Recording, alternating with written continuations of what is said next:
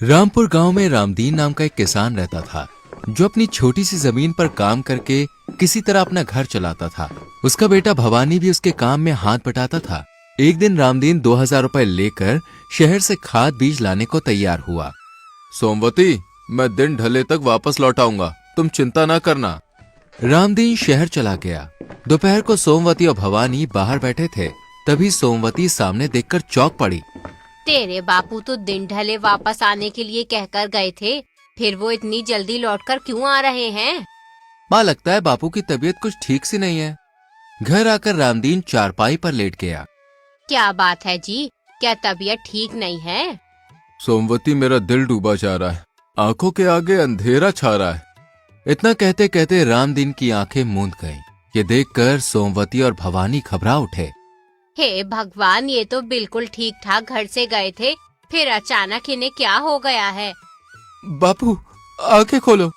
कुछ देर बाद रामदीन ने आंखें खोली और कमजोर सी आवाज में बोला, बेटा, लगता है अब मैं नहीं बचूंगा, मेरी बात ध्यान से सुन। बापू, आपको कुछ नहीं हुआ है, आप जल्दी ठीक हो जाएंगे। बेटा, जब धन ही लुट गया तो जीने से क्या फायदा?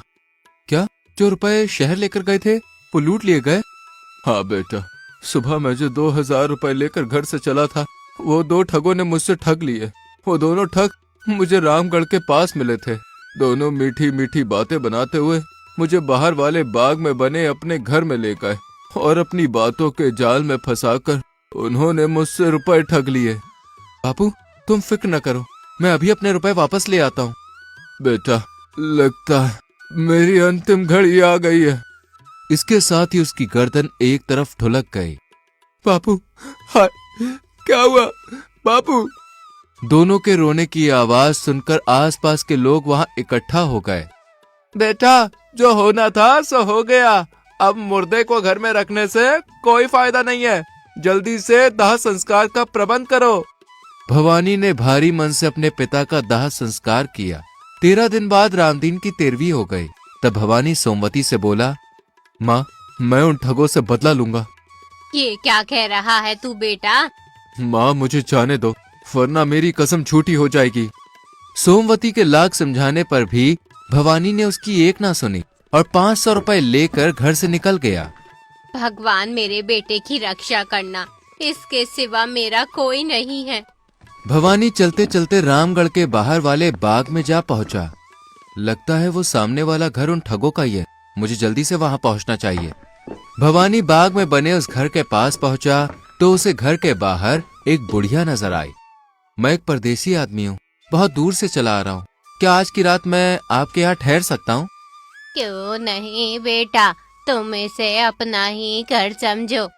वो बुढ़िया उन्हीं 2 ठगों की माँ थी जिन्होंने रामदीन को ठगा था। आज तो घर बैठे ही शिकार जाल में आ फंसा, इसके पास जरूर कुछ रुपया पैसा होगा। बुढ़िया भवानी को घर के अंदर ले गई और वो चारपाई पर लेटकर सो गया।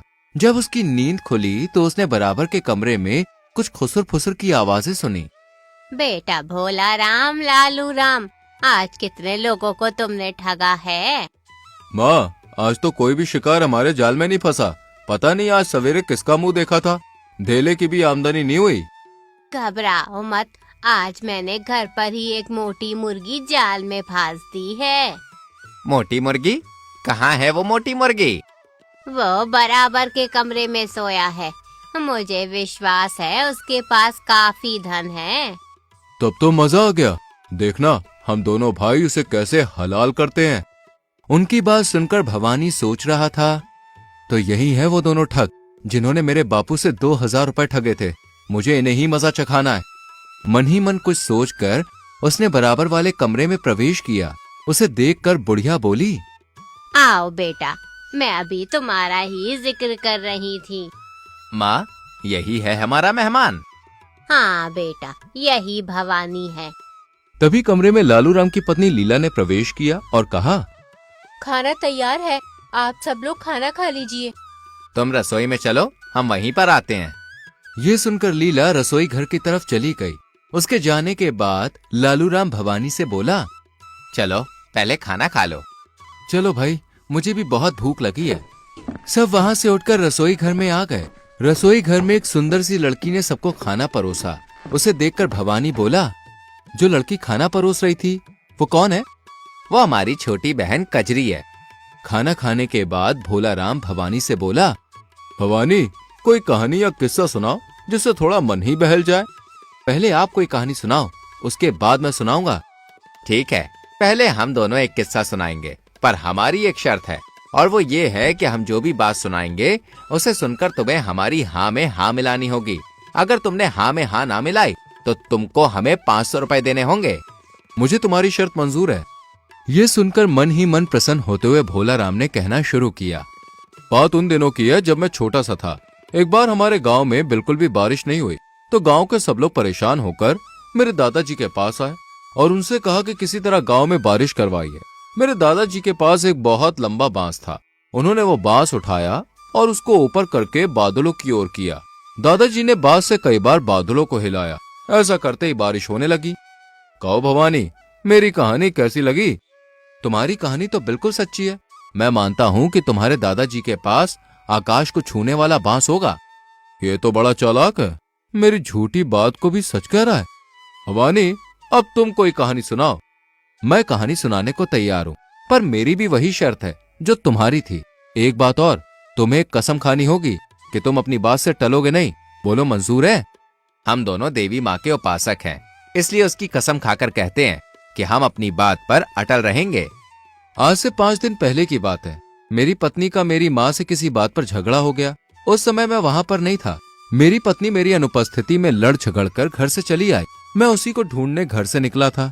तुम्हारे यहाँ आकर मेरी तलाश पूरी हो गई और मेरी रूठी हुई पत्नी मुझे यहाँ मिल गई। क्या तुम्हारी पत्नी? और यहाँ पर कौन है तुम्हारी पत्नी?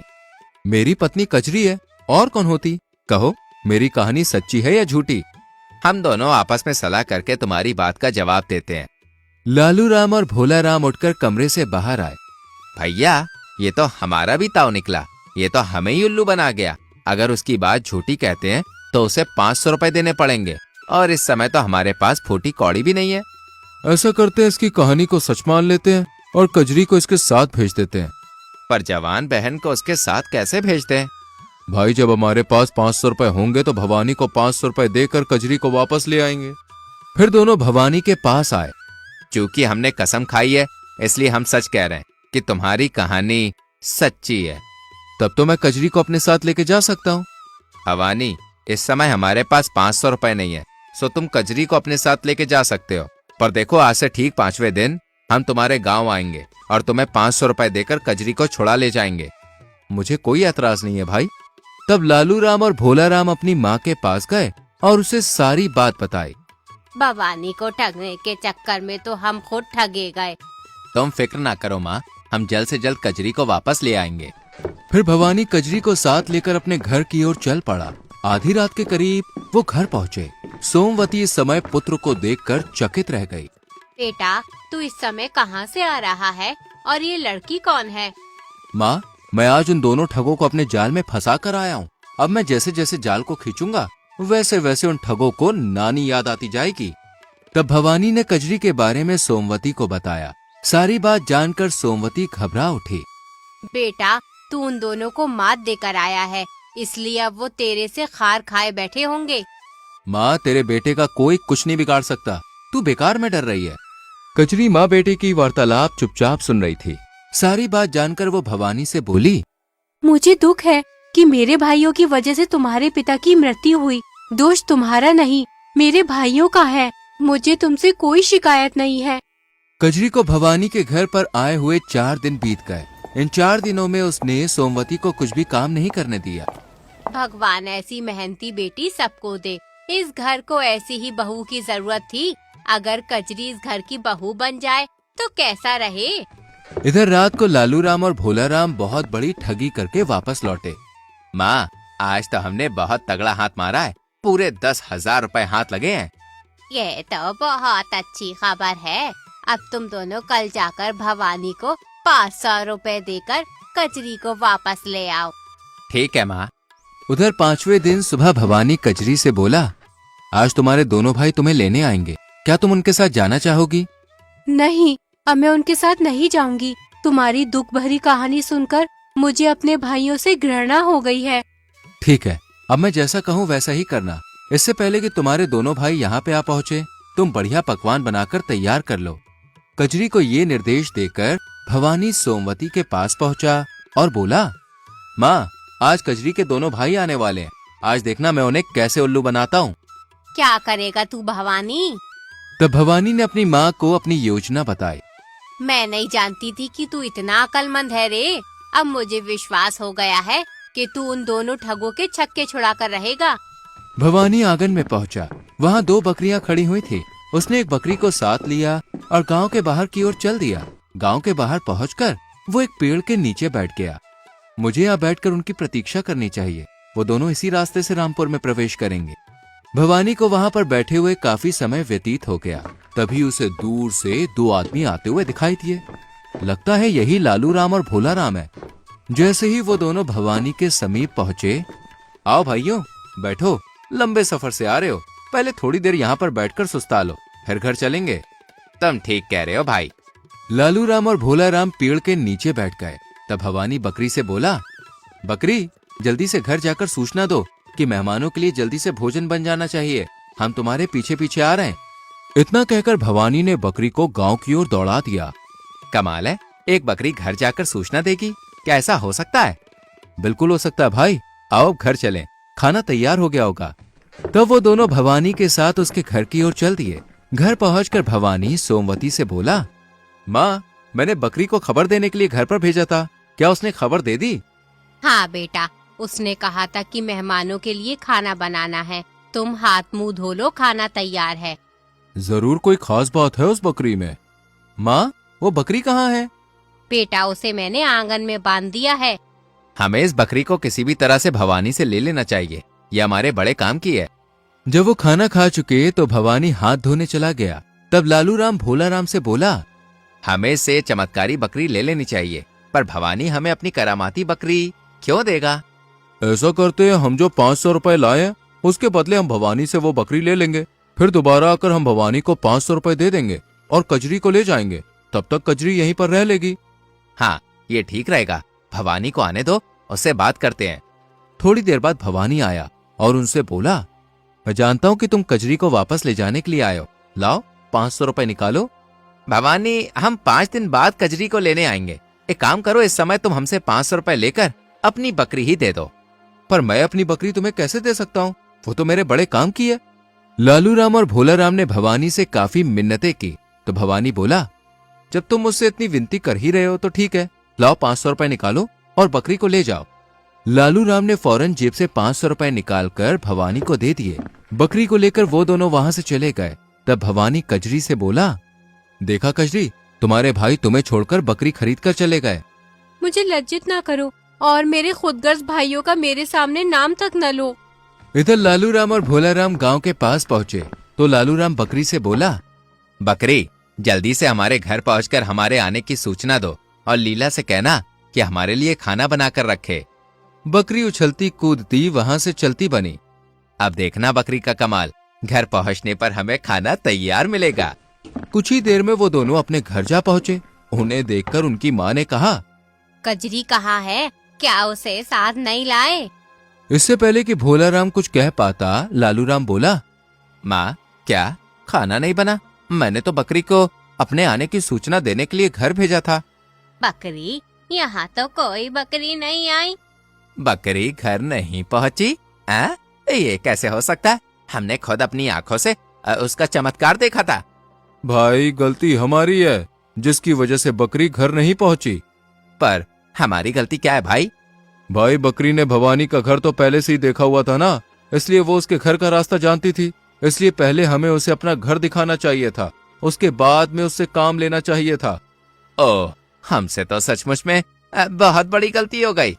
इस घटना के 5 दिन बाद लालू राम भोला राम से बोला, चलो आज भवानी को 500 रुपए देकर कजरी को वापस ले आते हैं। और तब वो दोनों 500 रुपए लेकर भवानी के गांव की ओर चल दिए। इधर भवानी कजरी से बोला, कजरी, आज भी तुम्हारे भाई तुम्हें लेने आएंगे, क्या तुम उनके साथ जाना चाहोगी? नहीं, अब मैं यहीं रहूंगी और उनके साथ नहीं जाऊंगी। तो मेरी योजना सुनो, जैसे ही तुम्हारे भाई आएंगे मैं उनके लिए खाना बनाने को कहूंगा तुमसे। तब तुम खाना बनाने को मना कर देना। तब मैं क्रोध में भरकर तुम्हारी पिटाई करूंगा तो तुम जमीन पर गिर जाना और सांस रोककर मरने का नाटक करना। अच्छा ठीक है, आपने जैसा बताया मैं वैसा ही करूंगी।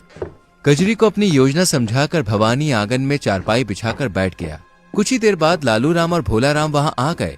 उन्हें देखकर भवानी बोला, कजरी, ओ कजरी, तुम्हारे भाई आए हैं, जरा इनके लिए गरम गरम दूध ले आओ। मेरे सिर में दर्द हो रहा है, तुम ही इन्हें दूध गर्म करके दे दो। क्या कहा? मेरी बात को टालती है? ठहर, मैं अभी तुझे मजा चखाता हूँ। इतना कहकर भवानी ने पास पड़ा डंडा उठा लिया और कजरी की उससे पिटाई करने लगा। लो मेरी बात टालने का मजा। हाय दैया, मर गई रे। इतनी बेदर्दी से क्यों मार रहे हो? भवानी पर उन दोनों की बातों का कोई असर नहीं हुआ और वो उसी प्रकार कजरी की पिटाई करता रहा। कुछ देर बाद वो नीचे गिर गई। भवानी, तुमने हमारी बहन को मार डाला, हम तुझे जिंदा नहीं छोड़ेंगे। वहीं रुक जाओ, अगर मैंने कजरी को मारा है तो मैं उसे जिंदा भी कर सकता हूँ। इतना कहने के बाद भवानी ने सोमवती से कहा, माँ, अंदर कमरे में जो 2 डंडे रखे हैं, जरा उन्हें उठा कर लाओ। अभी लाई बेटा। सोमवती ने दोनों डंडे लाकर भवानी को दे दिए। अब तुम इन 2 डंडों का कमाल देखना। भवानी ने एक डंडा जमीन पर पड़ी कजरी के पांव के पास रखा और दूसरा डंडा सर के पास रखा। कुछ देर बाद कजरी ने आंखें खोली और वो खड़ी हो गई। ये सब देखने के बाद लालू राम ने भवानी से कहा, भवानी, ये दोनों डंडे बहुत जादुई हैं। क्या 500 रुपए लेकर तुम इन्हें हमें दे सकते हो? अगर तुम्हें ये डंडे इतने ही पसंद है तो लाओ, निकालो 500 रुपए। लालू राम जो पैसे कजरी के बदले में भवानी को देने आया था, उसने उन्हीं 500 रुपए में वो दोनों डंडे भवानी से खरीद लिए। तब भोला राम ने भवानी से कहा, भवानी, हमारे पास जो रुपए थे वो डंडे खरीदने में खर्च हो गए, इसलिए हम दोबारा रुपए लेकर कजरी को लेने आएंगे। ठीक है भाई, जैसी तुम्हारी मर्जी। ये कहकर दोनों अपने घर की ओर चल पड़े। घर पहुंचे तो लालू राम ने अपनी पत्नी से कहा, लीला, झटपट खाना लाओ, बड़े जोर की भूख लग रही है। थोड़ी देर रुको, मैं अभी लाती हूँ। लीला की बात सुनकर लालू राम आग बबूला हो उठा और वैसे भी उस पर जादुई डंडे के प्रयोग का भूत सवार था। मुझसे जबान लड़ाती है?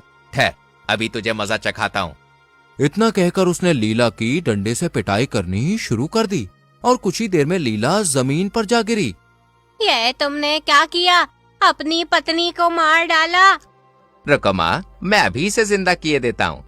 तब लालू राम ने आगे बढ़कर हाथ में पकड़ा एक डंडा लीला के सिरहाने रखा और दूसरा डंडा उसके पांव के पास रखा, पर लीला जीवित ना हो सकी। वो हमें ठग गया, मैं उसे जिंदा नहीं छोड़ूंगा। दोनों भाई भवानी से बदला लेने का उपाय सोचने लगे।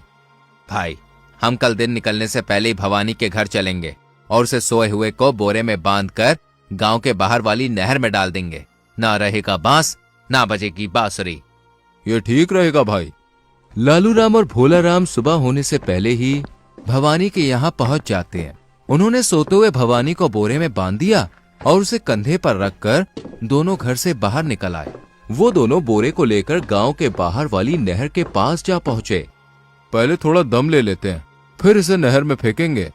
उन्होंने बोरे को एक झाड़ी के पास रख दिया और आराम करने के लिए बैठ गए। तभी लालू राम की नजर दूर पड़े बांस पर पड़ी। भवानी को नहर में फेंकने से पहले हमें उस बांस को नहर में डुबोकर देख लेना चाहिए कि नहर में किस जगह पानी ज्यादा है। जहां पर पानी ज्यादा होगा वहीं बोरे को फेंक देंगे। कह तो तुम बिल्कुल ठीक रहे हो भाई। लालू राम ने बांस उठा लिया और दोनों भवानी को वहीं छोड़ नहर के किनारे किनारे चल दिए। उनके जाने के बाद एक चरवाहा बकरियों को चराने ले जा रहा था। जब वो बोरे के पास से गुजरा तो उसने देखा, अरे ये बोरा यहाँ कैसे पड़ा है? जरूर इसमें कुछ माल होगा, मुझे इसे खोलकर देखना चाहिए। चरवाहे ने जैसे ही बोरे को खोला, कौन हो तुम और तुम्हें किसने बांधा है? भैया, मैं पास के गांव रामपुर का भवानी हूँ। मेरे गांव वाले जबरदस्ती मेरा विवाह करवाना चाहते हैं। वो लोग नदी के घाट पर नहाने गए हैं। पर तुम विवाह क्यों नहीं करवाना चाहते? मैं कुछ कमाता धमाता नहीं हूँ, सो पत्नी को कहाँ से खिलाऊंगा, इसलिए मैं विवाह नहीं करवाना चाहता अपना। भैया, तुम्हारा विवाह हो गया क्या? अरे मुझ चरवाहे को कौन अपनी बेटी देगा, ऊपर से मैं गरीब भी हूँ। तुम चाहो तो मैं तुम्हारा विवाह करवा सकता हूँ। तुम मेरे स्थान पर मेरे कपड़े पहनकर बोरे में बंद हो जाओ। जब मेरे घर वाले आएंगे तो समझेंगे कि मैं ही बोरे में बंद हूँ। बस वो तुम्हें उठाकर लड़की वालों के यहाँ पहुंचा देंगे, तब तुम्हें मेरी जगह देखकर वो लोग चौंकेंगे जरूर, पर फिर कोई चारा न देखकर लड़की के घर वाले तुम्हारे साथ ही लड़की का विवाह कर देंगे। बाद में तुम मुझसे अपनी भेड़ बकरियां ले जाना। भवानी की बात सुनकर चरवाहा खुश हुआ और उसकी बात मान गया। तब भवानी ने चरवाहे को बोरे में बांध दिया और चरवाहे की बकरियों को हाँक हाँक कर अपने घर की ओर चल पड़ा। उधर काफी देर बाद वो लौटकर झाड़ी के पास आए और बोरे को लेकर उसी जगह पहुंचे जहां पानी ज्यादा था। फेंक दो साले को, बड़ा परेशान किया है इसने। तब भोला राम ने बोरे को नहर में फेंक दिया। भवानी तो डूब गया, अब क्या करें?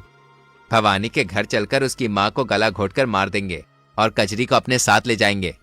दोनों भवानी के घर की ओर चल दिए। इधर भवानी बकरियां लेकर घर पहुंचा तो उसकी माँ ने पूछा, अरे इतनी बकरियां कहाँ से ले आया? माँ, ये कजरी के दोनों भाइयों की मेहरबानी है। तब भवानी ने अपनी माँ को सारी बात बताई और जाकर चारपाई पर बैठ गया। तभी लालू राम और भोला राम वहां पर आ पहुंचे। अरे ये यहाँ पर कैसे?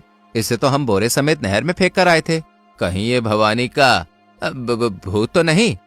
अभी वो दोनों आश्चर्य में डूबे हुए खड़े ही थे कि भवानी ने कहा, तुम लोगों के कारण आज मुझे इतनी सारी बकरियां मुफ्त में मिल गईं। वो कैसे भवानी? वो ऐसे कि जिस स्थान पर तुमने मुझे फेंका था उस जगह पर नहर के अंदर खूब सारी बकरियां थी। मैं सबको हाँक हाँक कर अपने घर ले आया, पर तुम लोगों से एक बहुत बड़ी गलती हो गई। तुम लोग जरा मुझे और आगे नहर के पानी में फेंकते तो बस भाई मजा ही आ जाता, क्योंकि जहां मैं नहर में गिरा था उससे कुछ ही आगे बढ़िया नस्ल की खूब सारी गाय भी थी। इन बकरियों की जगह अगर मैं उन दुधारू गायों को लेकर आता तो ज्यादा फायदे में रहता। भवानी से सारी बात सुनकर लालू राम उससे विनती करते हुए बोला, अब कुछ हमारा भी भला कर दो भाई। मैं तुम्हारा किस प्रकार भला कर सकता हूँ? जिस प्रकार हमने तुम्हें फेंका था उसी तरह तुम भी हमें बोरी में बंद करके नहर में फेंक दो, ताकि हम भी नहर में से गाय और भेड़ बकरियां ले आएं। ठीक है भाइयों, जैसी तुम्हारी मर्जी। तब लालू राम और भोला राम भवानी के साथ नहर की ओर चल पड़े। नहर पर पहुंचकर भवानी ने झटपट दोनों को बोरे में बांधा और दोनों बोरियां नहर में फेंक दी। जाओ कमबख्तो, यही तुम्हारी सजा है। जब दोनों बोरियां नहर में डूब गईं तो भवानी घर वापस लौट आया। घर पहुंचकर भवानी ने सोमवती से कहा, माँ, मैं अपनी कसम पूरी कर आया हूँ। आज लालू राम और भोला राम को उनकी करने की सजा मिल गई है। वो कैसे बेटा? तब भवानी ने माँ को सारी बात बताई। अपने भाइयों का हाल सुन कजरी रोने लगी। रो नहीं कजरी, उन्होंने जैसा किया था बदले में वैसा ही पाया है।